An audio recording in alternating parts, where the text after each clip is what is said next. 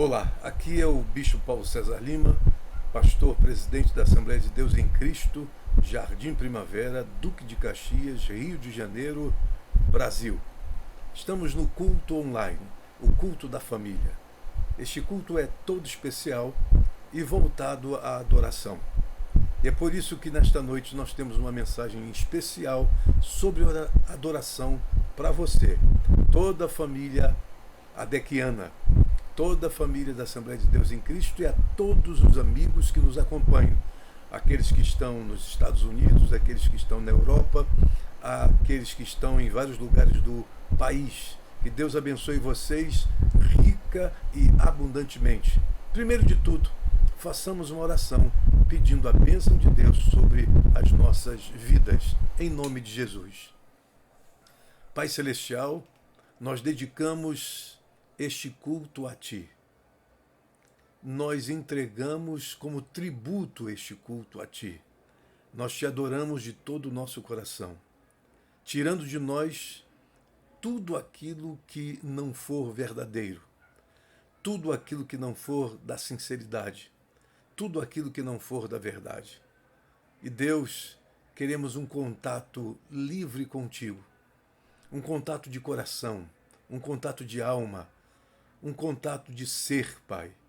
Queremos, ó Deus, dedicar a Ti o nosso melhor, porque entendemos que o nosso melhor ainda é muito pouco para Te agradar, é muito pouco para Te oferecer, porque a Tua grandeza abrange toda a nossa vida, toda a nossa história, todo o nosso destino. Pai Celestial, abençoa aquelas pessoas que vão ouvir esta mensagem e que de alguma maneira elas sejam despertadas pelo Teu Espírito Santo. De alguma maneira o Teu Espírito Santo fale aos seus corações e transforme estas palavras que serão ditas em palavras inspiradas, palavras iluminadas e que cheguem até os corações. Em nome do Teu Filho Jesus é o quanto nós Te pedimos e nós Te agradecemos. Todos digam amém. Pois bem, eu pego a Bíblia e gostaria que você abrisse a Bíblia Sagrada, o livro eterno de Deus, a palavra de Deus, as Escrituras Sagradas, no capítulo 4 do quarto evangelho da Bíblia. O evangelho, tradicionalmente, de João, dito de João. Capítulo 4, do versículo de número 20. E vamos ler até o versículo de número 24. Versículo 20 até o 24. Repito, Evangelho segundo João, tradicionalmente falando, capítulo 4, do versículo 20 até o 24. Passamos a ler com todos vocês nesta noite. Diz assim o texto: Nossos pais adoraram neste monte, e vós dizeis que é em Jerusalém o lugar onde se deve adorar. Disse-lhe Jesus: Mulher, crê-me, que a hora vem em que nem neste monte, nem em Jerusalém adorareis o Pai. Vós adorais o que não sabeis. Nós adoramos o que sabemos, porque a salvação vem dos judeus. Mas a hora vem, e agora é, em que os verdadeiros adoradores adorarão o Pai em espírito e em verdade. Porque o Pai procura a tais que assim o adorem. Deus é espírito, e importa que os que o adorem em espírito e em verdade. Glória a Deus. Bem, entendendo já em primeiro lugar que este momento de Jesus com esta mulher samaritana é um momento muito singular. Momento singular porque o capítulo 4 diz que era necessário Jesus passar por Samaria.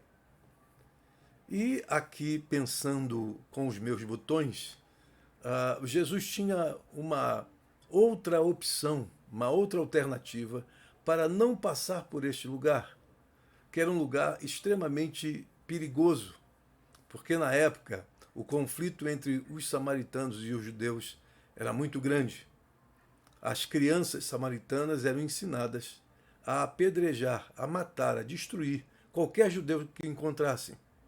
E as crianças judias também eram ensinadas a matarem, destruir qualquer samaritano que encontrassem. Então o conflito era muito grande. Para chegar à Judéia, Jesus tinha duas opções. O lugar mais rápido para chegar à Judéia seria por Samaria. E o lugar mais longo seria através de Bereia, que geralmente os judeus tomavam este caminho para não passarem por Samaria. Mas existem momentos na nossa vida que não tem jeito. Aquilo que nós adiamos, aquilo que nós protelamos, aquilo que nós procrastinamos, dia menos dia a gente vai se deparar com isso e temos que fazer alguma coisa sobre isso. As nossas histórias estão recheadas desse tipo de problema, de questão. Aliás, eu quero dizer para você que a vida é feita por decisões. Decisões que são enormes na nossa vida, decisões que são marcantes na nossa vida, decisões que são históricas na nossa vida e decisões que nos levam a um futuro cheio de luz ou cheio de trevas. Tudo é uma decisão. E quando se toma uma decisão, às vezes não dá mais para voltar atrás. Uma vez tomada, sempre há consequências. Consequências boas e consequências ruins. E ninguém apaga essas consequências. Jesus tomou então a direção, acreditamos, impelido pelo Espírito Santo, de entrar justamente neste lugar e de uma vez por todas colocar fim a este conflito entre os samaritanos e os judeus. O primeiro momento é interessante porque a história conta que, deixa eu colocar até aqui uma questão de cronômetro para eu parar na hora certa. Então vamos lá, deixar aqui. Bem, alguns comentaristas, alguns historiadores, alguns analistas bíblicos chegam à conclusão que este horário em que Jesus encontrou esta mulher samaritana foi a coisa bem de propósito. Jesus queria realmente encontrar-se com ela, porque os discípulos estavam com ele quando ele entrou em Samaria, mas todos eles foram dispensados e Jesus ficou sozinho ao lado de um poço. E a verdade é o seguinte, segundo esses analistas, esse horário era um horário que dava permissão para mulheres como a samaritana estarem ali para tirarem água do poço. Então, por exemplo, quando era um horário de família, aquela mulher samaritana não podia estar ali presente, mas naquele horário era o horário dela. E Jesus se apresenta justamente a esta mulher que está pegando água no poço, no horário dela. Neste horário, pessoas de bem, pessoas de família não deveriam estar, mas é neste momento que Jesus se aproxima desta mulher e lhe pede água. E quando ele lhe pede água, ela olha para Jesus e percebe que se trata de um judeu. E aí a barreira do preconceito, a barreira do racismo, a barreira moral se levanta entre os dois, entre a mulher samaritana e Jesus, principalmente entre a mulher samaritana. E ela diz assim: como tu, sendo judeu, pedes a mim, samaritana, para lhe dar água? Então Jesus disse: mulher, se tu soubesse quem está falando contigo, tu pedirias água a ele e ele lhe daria água, e esta água que tu bebesse, nunca mais tu terias sede. E aquela mulher, dentro desse diálogo, ela foi impactada, porque ela viu que aquele homem judeu, mesmo sendo judeu, era um homem esvaziado de preconceito. Era um homem que não tinha barreiras comuns com todos os demais. era um judeu diferente de todos que ela tinha visto até então. Parecia até melhor do que centenas e milhares de samaritanos. Aquele homem estava aberto. E aquele homem se tratava de alguém não apenas diferente, mas se tratava de um homem santo, de um homem, era um profeta de Deus. E ela foi descobrindo tudo isso a partir do diálogo com Jesus. Porque quando ela fez menção do seu esposo, Jesus disse para ela: bem falaste, porque não se trata do teu esposo. Não é ele o teu esposo. Porque tivestes 5, mas agora este que tu tens não é teu, não é teu esposo. E aquela mulher disse: vejo que tu és profeta. Bem, e todo esse diálogo envolveu aquela mulher de tal maneira que ela percebeu nas suas entranhas que se tratava de alguém totalmente diferenciado de tudo que ela tinha visto até então. E aí entra uma questão religiosa, que é a grande parede, às vezes, nas nossas relações interpessoais. Uma grande parede que se levanta é a parede religiosa. Porque às vezes eu sou de uma religião, o outro é de outra religião, e a gente sempre coloca os preconceitos acima de qualquer diálogo. E aquela mulher então fala com Jesus o texto que nós acabamos de ler. Ela vai dizer o seguinte, que olha, todos vocês falam que devemos adorar em Jerusalém e não em Samaria. E isso aí é uma verdade ou não? Aí Jesus vai dizer para ela que chegará a hora, vem o momento em que ninguém vai adorar nem em Jerusalém e nem em Samaria, nenhum lugar, nem noutro. Porque os verdadeiros adoradores adorarão ao Pai em espírito e em verdade. E Deus procura tais adoradores. Então, eu gostaria de falar a vocês esta noite sobre as 3 grandes descobertas que esta mulher samaritana faz acerca da adoração com o ensinamento de Jesus. 3 descobertas que ela faz através do ensinamento de Jesus sobre a adoração. Vamos lá. Então, a primeira descoberta que essa mulher faz é que há uma crise na adoração. Ao Jesus apontar que chegará a hora que a adoração será de maneira totalmente diferente, não vai ser num espaço físico, não será mais do jeito que sempre foi, mas haverá uma transformação, uma mudança. E ele aponta que há uma crise na adoração quando ele diz que Deus procura os verdadeiros adoradores. E se Deus procura verdadeiros adoradores é porque a adoração está em crise.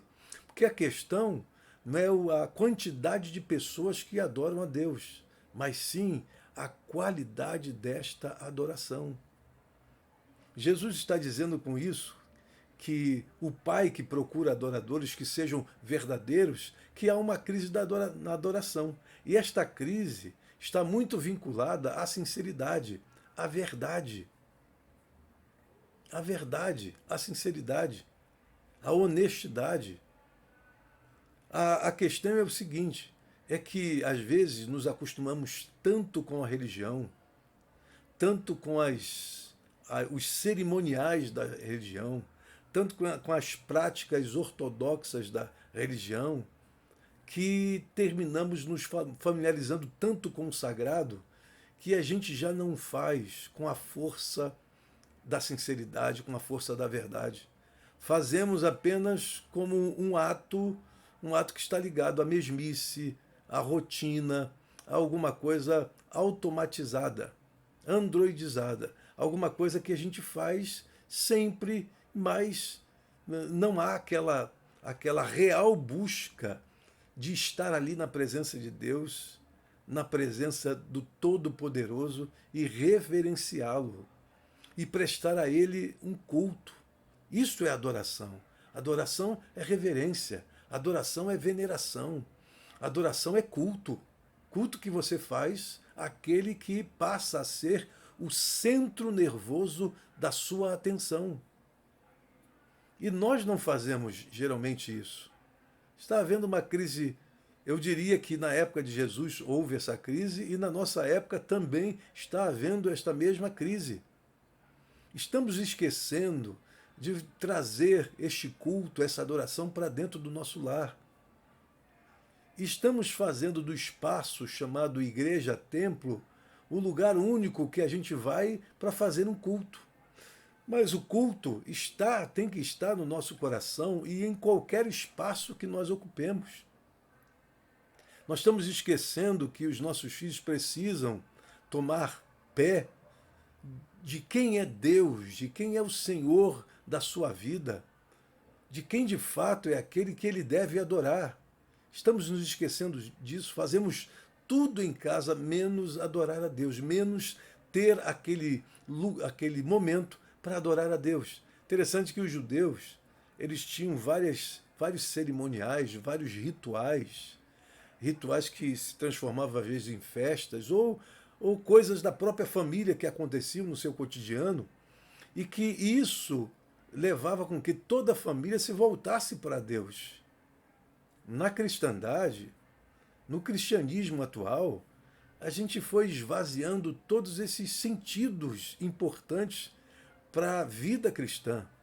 E esvaziamos de tal maneira que hoje nós não temos aquele dia onde estamos em família para abrir a Bíblia e ler, abrir a Bíblia e falar sobre ela, contar as histórias dos grandes e poderosos mestres da Bíblia, ou então dos apóstolos, daqueles que foram os primeiros seguidores de Jesus, da igreja primitiva e da igreja atual. Nós não sentamos para passar essas histórias, porque é isso que marca.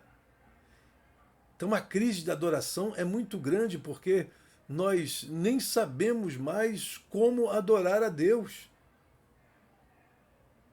Não estamos prestando reverência, não estamos prestando realmente, não veneramos o Senhor, não estamos prestando culto a Ele, porque não há culto em nós.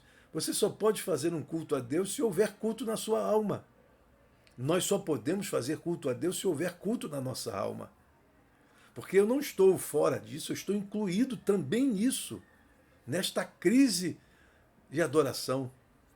E seria tão bom se Deus se apresentasse a nós e chamasse a nossa atenção.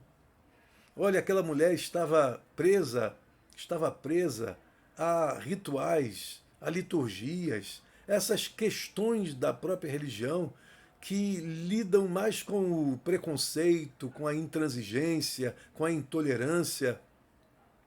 E Jesus mostrou para ela que Deus está atrás de verdadeiros adoradores, venham de onde vier, mas que sejam verdadeiros, que sejam sinceros, que sejam realmente aquilo que eles estão dizendo que são, que sejam de fato, que sejam de alma, que sejam de coração.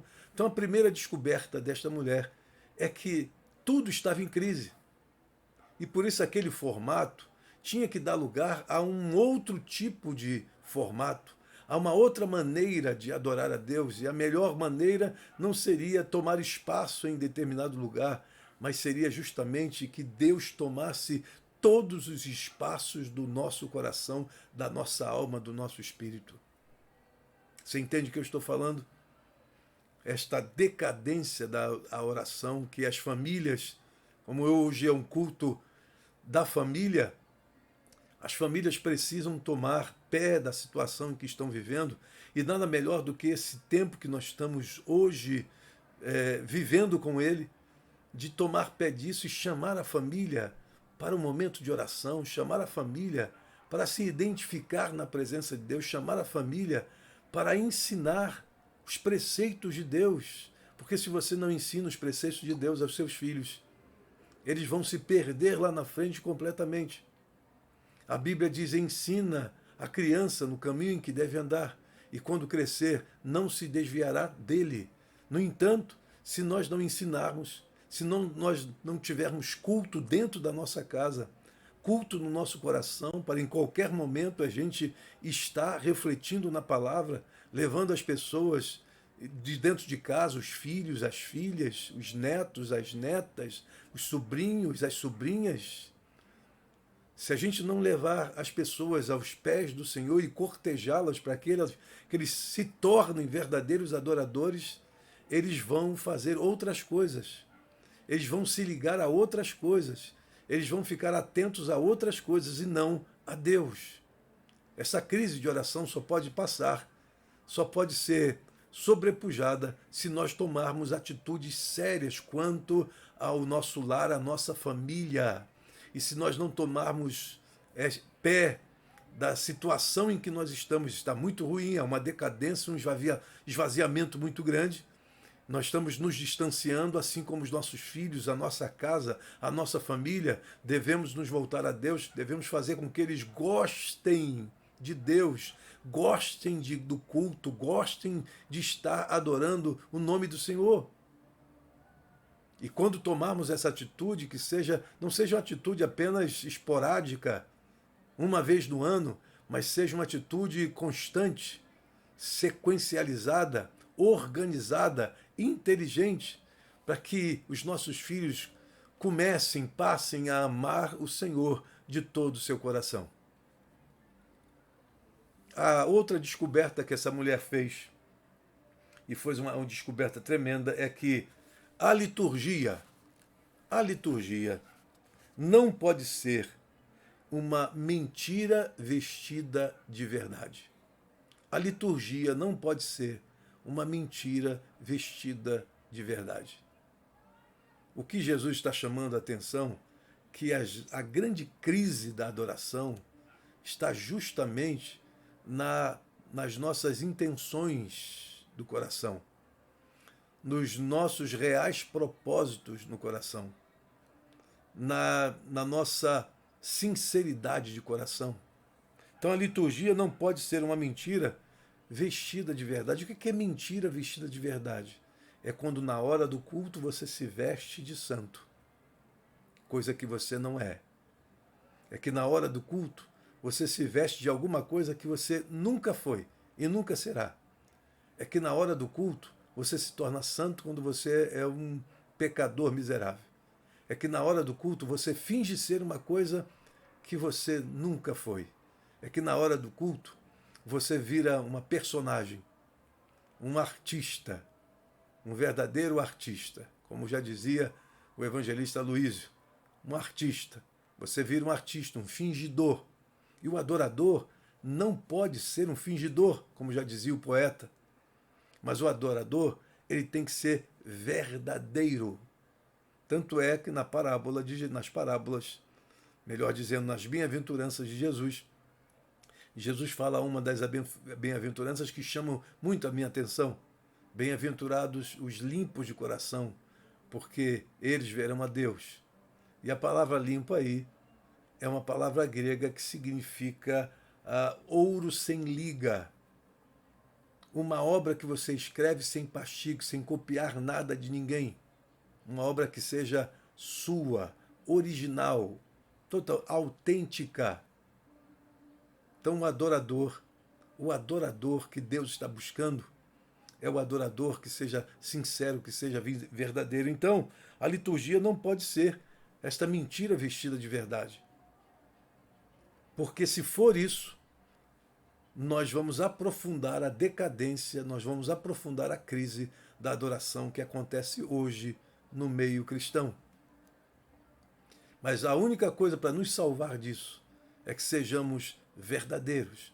Você não precisa impostar a voz, você não precisa fingir, você não precisa enganar, você não precisa dissimular, você não precisa ser o que você não é, você não precisa incorporar uma personalidade que não é a sua, você não precisa ser nada disso, você precisa ser apenas um adorador verdadeiro.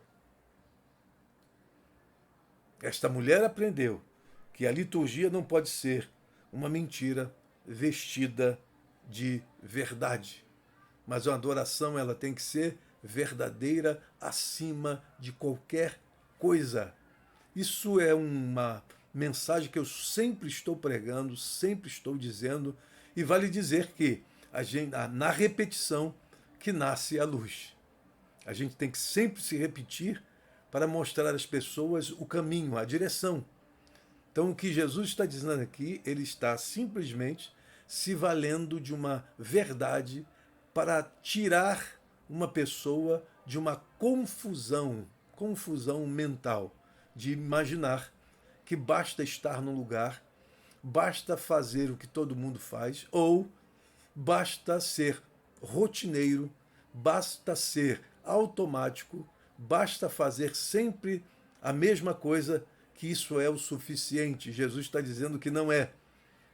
A suficiência na adoração é quando você consegue fazê-la com toda a sinceridade, com toda a verdade, com toda a autenticidade, com toda a originalidade do seu coração.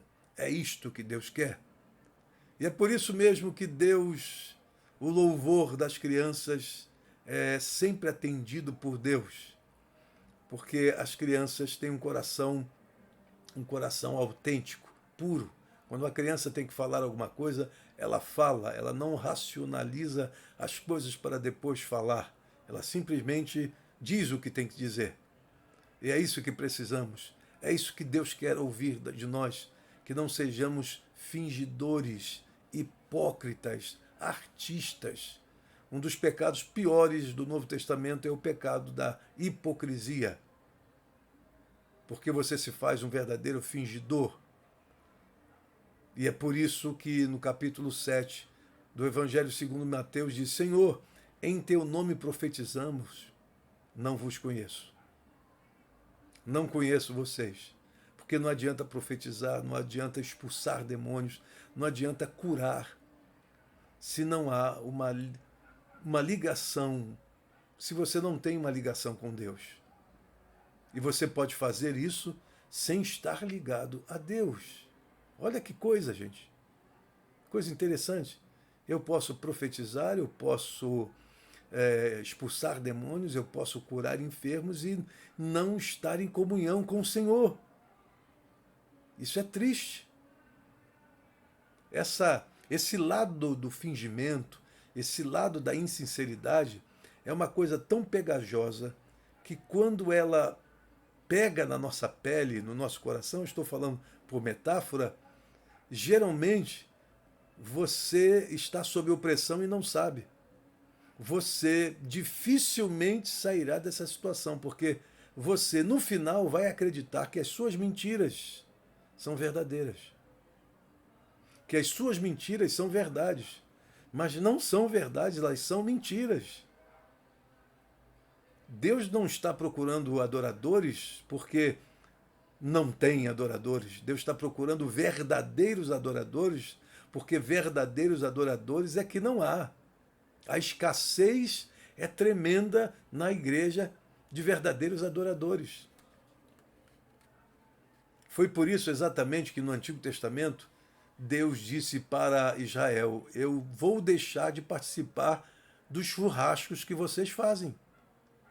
Eu estou falando de uma maneira metafórica. Churrasco aí são os holocaustos, os sacrifícios que eles faziam, porque eles entendiam que bastava fazer sacrifício para que o amor de Deus, a bênção de Deus chegasse até eles. Lê do engano. É assim que Deus diz na sua palavra através de Isaías: buscai o Senhor enquanto se pode achar, invocai-o enquanto está perto. E por quê? Porque Deus já estava saindo da vida daquele povo. Deus já estava distanciado daquele povo, mas eles investiam nos sacrifícios. E, infelizmente, nós temos um cristianismo assim que continua investindo em liturgias vazias, em liturgias ocas, em liturgias repetitivas, em liturgias que são verdadeiras mesmices, em liturgias rotineiras, em liturgias automatizadas. Continuamos a fazer os nossos cultos sem culto na alma. É preciso entender que o nosso encontro com Deus deve se traduzir no maior evento da nossa história, da nossa vida. Não pode ser uma outra coisa a não ser isso. E se não for isso, nós justamente ficaremos do outro lado como fingidores, como hipócritas, como enganadores, como inautênticos. Ela descobriu que a liturgia não pode ser uma mentira vestida de verdade. Não, você não pode dissimular. Não adianta fazer isso, porque fazendo isso, o ruim é para nós. Vamos tomar atitude e nos vestir de fato com a roupa da verdade e nos apresentar a Deus como verdadeiros adoradores. E em terceiro lugar, esta mulher, através do diálogo com Jesus, ela descobre que o lugar máximo da adoração é o espelho de um coração sincero. O lugar máximo da adoração é o espelho de um lugar sincero. Jesus se diz assim: vem a hora, vem o momento, e agora é, em que os verdadeiros adoradores adorarão o Pai em espírito e em verdade. Espírito em verdade é o seguinte, no meu modo de entender, se estiver errado, ok, lá na frente a gente retoma. Mas do meu modo de entender, adorar a Deus em espírito e em verdade é você ser o mais sincero possível. E o que você diz, você tem que ser. Você não pode dizer uma coisa e viver outra. Você não pode dizer sim para Deus e sim para o diabo.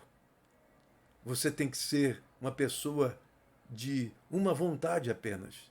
Você tem que ser uma pessoa que não permita rupturas na sua adoração. Espírito em verdade é o seguinte: o que você é por fora, você tem que ser por dentro. O que você é por dentro, você tem que ser por fora. Você não pode botar uma capa, você não pode deixar que a mentira seja vestida de verdade, porque ela continuará sendo uma grande mentira. Então ela descobriu que o lugar da adoração não é Jerusalém, não é Samaria.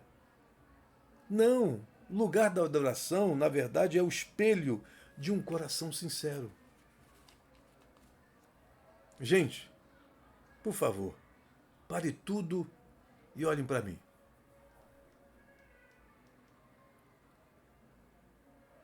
Nós precisamos tirar desse espelho que você está olhando o fingidor.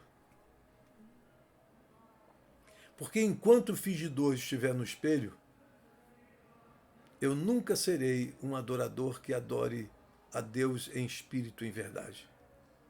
Eu tenho que fazer a troca imediatamente, tirar o fingidor e colocar o verdadeiro. Porque este é o seu real lugar de adoração. Não é um espaço físico que é importante. É óbvio que a igreja templo tem a sua importância, eu já disse por quê. É um lugar de comunhão, é um lugar de união, é um lugar de fraternidade, é um lugar de irmandade, é um lugar de amizade, é um lugar onde a fé congregacional ela é exercitada. Mas o verdadeiro, se eu não aprender, se eu não sair de casa com tudo já definido na minha vida, não adianta estar na igreja templo, porque eu mantenho no espelho da minha vida o falso, a mentira, o que não é verdadeiro, a dissimulação. Então eu tenho que rever esses conceitos da minha vida, eu tenho que tirar desse espelho esta imagem da mentira e colocar o verdadeiro ali. E quem é o verdadeiro que eu tenho que colocar nesse espelho? Jesus é a verdade. Conhecereis a verdade e a verdade vos libertará. Então vamos repassar essas 3 descobertas dessa mulher samaritana. Primeira descoberta é que a adoração a Deus está em estado crítico, em estado de decadência, está em crise. E a crise é vista através do que acontece conosco dentro de casa. Nós não conseguimos trazer culto nem vida para dentro de casa. Não conseguimos sequer sentar juntos para comer, para almoçar e jantar com a família. Coisa que era sagrada, sagradíssima. Não conseguimos trazer a visão de Deus para dentro de casa e passar isso para os nossos filhos, para os nossos netos. Estamos perdendo espaço para outras coisas. A adoração está em crise e por isso as pessoas estão se apegando e colocando a sua atenção em outras coisas. Desperte, família de Deus, em nome de Jesus. Enquanto houver essa pandemia, use isto para trazer a sua família aos pés do Senhor. Comece um momento de oração na família, comece um momento de adoração na família, comece um momento de reflexão na família, porque se a gente não fizer isso, outros vão fazer. E segundo lugar, segunda crise, a segunda descoberta, a liturgia não pode ser uma mentira vestida de verdade. Não adianta você fingir, não adianta você se apresentar como sendo e você não ser. Não adianta você ser hipócrita. Não adianta você ser artista. Não adianta você encarnar a personalidade de alguém. Não adianta você fazer um tipo e você não ser nada disso. Isso é mentira vestida de verdade. E Deus busca verdadeiros adoradores e não mentirosos que se apresentam a Ele ou se apresentam ao povo de maneira totalmente ilícita. E em terceiro e último lugar, o lugar da oração é espelho de um coração verdadeiro. Enquanto não formos verdadeiros, enquanto nós não assumirmos essa posição de verdade no nosso coração, tudo que nós fizermos não será adoração. Porque Deus procura verdadeiros adoradores. Então, o teor da conversa de Jesus é justamente a adoração que está vinculada, associada à verdade. E qualquer adoração que não esteja vinculada, associada à verdade, não é adoração. É algo falso, enganoso, hipócrita, mentiroso. Que o Espírito Santo fale conosco. Que o Espírito Santo agregue valores nesta hora a todos nós. Que nós façamos uma avaliação, que nós façamos uma investigação interior, uma introspecção, que nós façamos tudo isso para entender e tirar de nós tudo aquilo que nos leva para este caminho. Que é mais fácil, é muito mais fácil você vestir-se de verdade do que você se apresentar como uma verdade nua e crua e dizer que você é o que você é. Mas a gente sempre está escondendo os nossos pontos fracos, a gente sempre está escondendo verdades de nós mesmos, e é por isso que a gente, no final das contas, a gente vai se tornando um dissimulado, um adorador não verdadeiro. E é por isso que Deus está procurando verdadeiros adoradores que o adorem em espírito e em verdade. Quer dizer, o tempo já passou. Agora, Jesus disse, agora, naquele momento da sua história entre os homens, disse, agora é. É agora. Mas, pastor, não dá para deixar isso para depois? Vamos pensar nisso e tal. Não, agora é. É este momento que você tem que virar esta mesa da sua vida. É este momento que Jesus ele se permitiu entrar em Samaria, porque era necessário ele fazer esta incursão.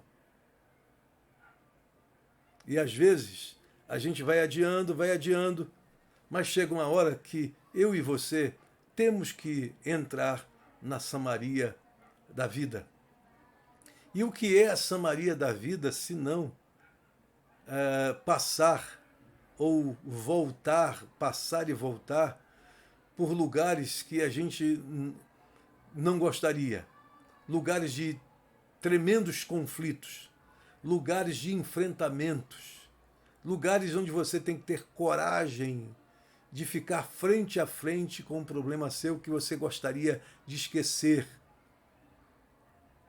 Porque se eu não tiver esta coragem, esta dinâmica, esta atitude, esta ação da minha vida de procurar resolver essas questões que ficaram pendentes, ter coragem de enfrentar, eu nunca deixarei de ser o que eu sou e nunca me deixarei transformar de fato por Deus. Mas chegou a hora é agora de passarmos por essa transformação e tirarmos de dentro de nós tudo aquilo que for lixo, tudo aquilo que não servir. Fazer isto para que a nossa família tome um novo rumo, tome uma nova direção, seja uma família mais forte, mais coesa, mais unida.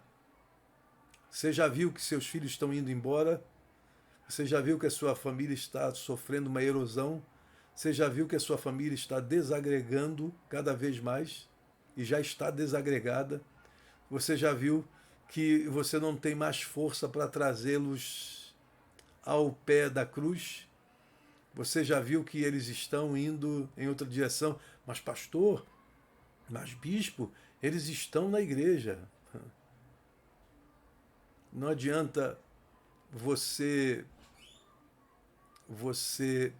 ir para um lugar que você goste e atenda aos clamores dos seus mais profundos desejos. Mas é óbvio que é melhor que eles estejam dentro de uma igreja do que em qualquer outro lugar. Eu acredito que sim, porque vai chegar a hora que mesmo eles estando distanciados, Deus pode, por sua grande e infinita misericórdia, tocá-los. Mas, eu tenho que fazer a minha parte. Eu tenho que agregar valores dentro do meu lar. Eu sou a família de Deus, eu pertenço à família de Deus. E eu quero que meus filhos sigam este caminho. Eu quero que meus filhos sejam fortes, sejam soldados de Deus, sejam realmente guerreiros do Senhor. Que os meus filhos se transformem em grandes homens de Deus, grandes mulheres de Deus. Ok, o que falta? O que falta é você se apresentar, você e seu esposo primeiro entrarem num acordo e depois se apresentarem aos seus filhos e mostrar o caminho com muita inteligência, com muita sabedoria, com muita originalidade, com muita sinceridade. Porque há coisas que acontecem na nossa família que a gente não entende, mas nós demos brecha, nós demos lugar para que isso não aconteça, para que isso aconteça. A gente não sabe, mas você vai dando aquela liberdade e imaginando que você é um pai moderno, é um pai pós-moderno, é um pai contemporâneo. E aí no final você vai ver no que vai dar tudo isso, na tragédia que vai entrar dentro da sua casa.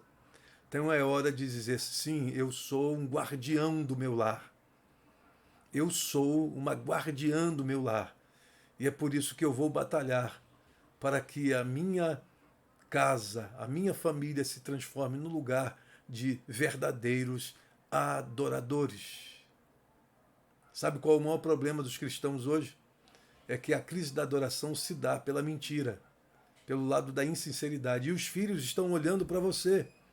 Os filhos estão vendo que você mente. Ao chegar na igreja você se transforma, mas dentro de casa você é um diabo humano. uma personificação do mal. Mas na igreja você se transforma, seus filhos estão vendo, e por esta mentira, eles não conseguem mais adorar a Deus. Por esta hipocrisia sua, eles não conseguem ser verdadeiros adoradores. Então transforme tudo isso. Ainda há tempo para que isto aconteça. Jesus deu oportunidade àquela mulher. E ele dá hoje oportunidade a você e a sua família de se transformarem de tal maneira e que você veja os frutos da sua atitude, das suas ações nos seus filhos, na sua casa, na sua família. Ou você pode transformar, deixar que o seu lar seja transformado no inferno, ou você transforma este inferno num paraíso. Tome atitude. Seja um verdadeiro. Se você tiver que pedir perdão aos seus filhos, pedir perdão ao seu esposo, para não mais mentir e fingir ser uma coisa que você não é, então faça isso. Mas traga de volta a sua família para os pés do Senhor e que eles se transformem em verdadeiros adoradores. Aquela mulher, terminando, aquela mulher samaritana, ela trouxe toda a cidade para conhecer o profeta de Deus, aquele que ela viu que era o Messias. Ela trouxe toda a cidade. Imagine você pode trazer toda a sua família aos pés do Senhor, para que eles adorem o grande Messias, o Filho de Deus, o libertador de tudo e de todos, o Salvador dos homens. Que Deus abençoe você, rica e abundantemente. Curve a sua fronte e ore comigo nesta hora. Pai, obrigado, Deus, por essa grande oportunidade de podermos falar a Tua palavra, de podermos pregar a Tua palavra, de podermos disseminar o Teu Evangelho. Senhor, que estas palavras, elas caiam como águas cristalinas, ó Deus, no lugar de sequidão, no deserto, de casais que estejam vivendo exatamente este momento de deserto na sua família. Que essas palavras, ó Deus, venham cair bem e que de fingidores eles se tornem verdadeiros. E levem toda a sua família aos pés do Messias, o verdadeiro Deus, que deve ser adorado em espírito e em verdade. Eu abençoo a todas as famílias. Nos cura da mentira, Pai. Nos cura do fingimento. Nos cura da hipocrisia, Pai. Tenha misericórdia. Tira-nos desta crise de adoração. Em nome de Jesus. E que percebamos que nós precisamos fazer alguma coisa rápido, porque agora é. Esta é a hora de nós deixarmos que o Espírito Santo tome conta da nossa vida e nos leve na direção da verdade, porque Ele nos guiará, a Bíblia diz, em toda a verdade. Ó Deus, abençoa cada um, todos aqueles que nos acompanharam no nosso chat, todos aqueles que estão ligadinhos, ó Deus, nesse culto online. Que Deus abençoe a família, é quanto nós te pedimos e agradecemos. Antes de terminar, eu quero que você dê aí um clique todo especial, tá? Na nossa página no YouTube. Não deixe de fazer isso, dê um ok e se inscreva na nossa página para que você receba também todos os vídeos, todos os estudos, todas as pregações, tá? E tudo aquilo que a gente fizer pelo YouTube você receberá na sua casa. Amém? Que Deus abençoe vocês grandiosamente. E no dia 3, parece-me que é 3 de maio, nós teremos a nossa ceia do Senhor. Agora, nos acompanhe, porque na terça-feira agora eu vou falar alguma coisa sobre o que vai acontecer no dia 3 de maio. Amém? Nos acompanhe, que Deus abençoe. Tenha um domingo maravilhoso na presença de Deus. Em nome do Senhor Jesus, até terça-feira. Amém.